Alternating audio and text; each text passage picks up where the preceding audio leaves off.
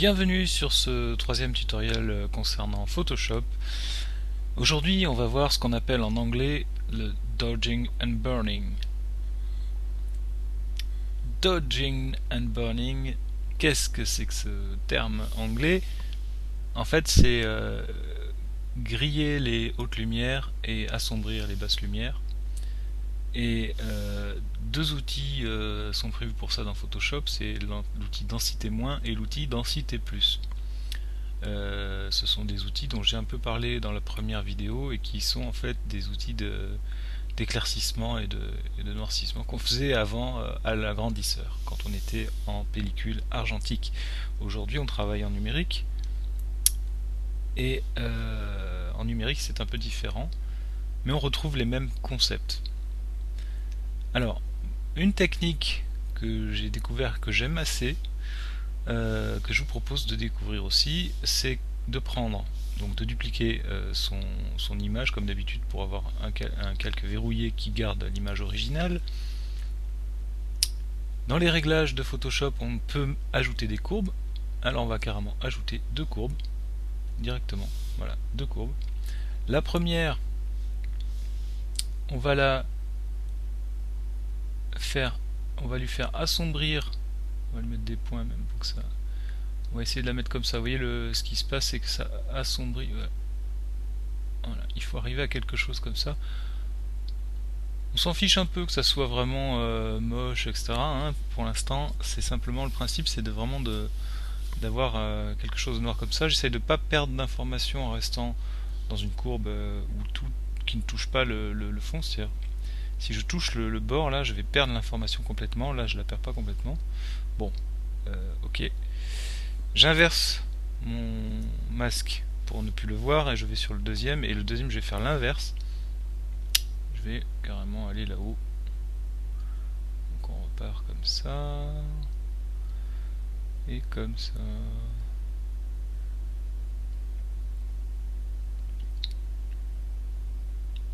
Voilà, là on grille carrément les lumières, hein, on voit bien. Voilà. Et j'inverse. Alors le principe, là je suis sur lumière, on va dire sur le burning. Burn. Parce que là j'ai les lumières cramées et là j'ai du dodge. Hop, hop, hop. Peut-être pas ça, c'est peut-être l'inverse, je sais plus en anglais. Mais... En tout cas, on va prendre notre petit pinceau.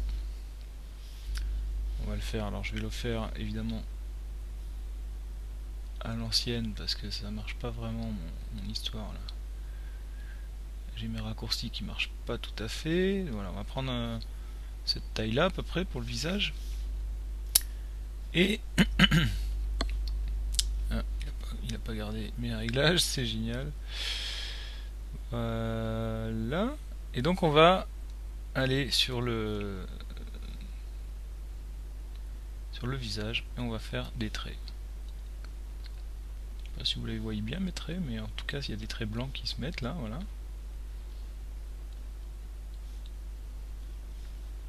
Je vais mettre des traits là où je veux que ça soit vraiment bien marqué en blanc. Et vraiment j'y vais franchement quoi. Hein. Des beaux petits traits. Voilà. Je peux vous montrer ici aussi ce que ça va donner. Des beaux petits traits. Voilà, mon calque il est prêt. En fait, ce qui se passe, c'est que je récupère ce que j'avais en dessous, c'est-à-dire la courbe vraiment cramée. Je vais pas avoir, en fait, c'est pas un trait blanc qu'on voit, hein, c'est vraiment la courbe. Donc on a encore les informations de couleur quand même, si on avait de la couleur, on a encore les informations de différence, les petites taches de rousseur, etc. Là encore, on le garde. Ce que je vais faire maintenant, je vais mettre un contour progressif de ce masque, ce qui fait que progressivement, on va voir, hein, il faut un petit peu de temps pour que ça se mette. Mais en ajoutant un contour progressif, en fait, on le voit surtout sur le côté, là, voilà ce que ça donne en fait. On voit que l'effet est complètement estompé. Et c'est ça qui est intéressant, c'est que on peut vraiment paramétrer l'effet, d'une part avec le contour progressif, on peut vraiment revenir à quelque chose d'un peu plus marqué là, comme ici, et d'autre part avec l'opacité du calque. on va diminuer l'effet comme ça aussi. Voilà. Et là on voit ce que ça donne entre l'avant et l'après. On le voit surtout sur la joue là. Avant, après. Et pareil, je vais faire la même chose ici sur l'autre calque qui là, lui, va me foncer les choses. Alors là, du coup, je vais faire ici un beau petit trait. Donc là, on voit comme on a foncé tout à l'heure, le trait maintenant, même si on est en blanc, comme on ouvre la fenêtre et qu'on voit ce qu'il y a derrière, c'est-à-dire ce réglage-là, le réglage, il était foncé. Donc on voit bien qu'on a vraiment quelque chose de foncé.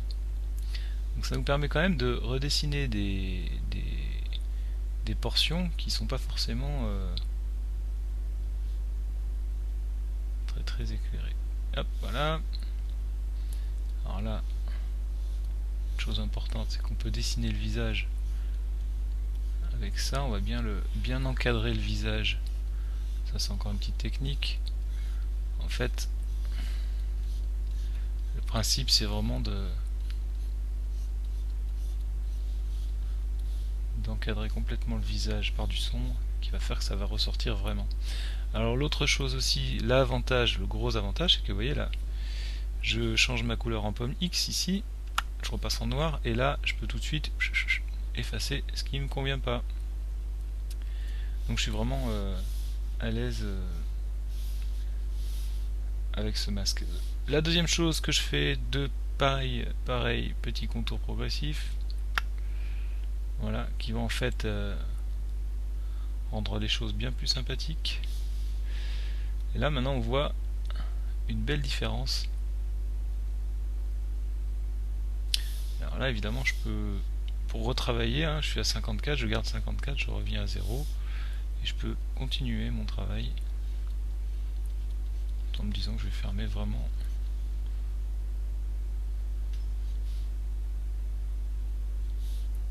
Donc c'est une technique qui est quand même assez rapide, moi que j'aime beaucoup parce que on est assez précis sur ce qu'on fait.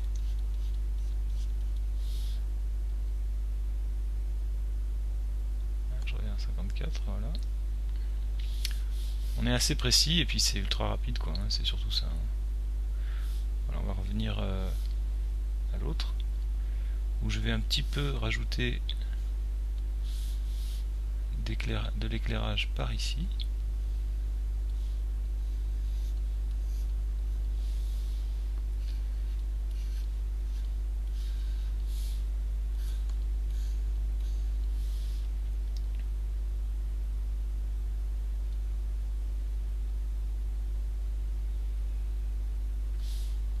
Puis ça donne un peu l'impression aussi de sculpter la lumière, c'est sympa. Voilà. Donc la différence entre le avant-après, avant, aucune info de lumière, de dodge and burn, et après.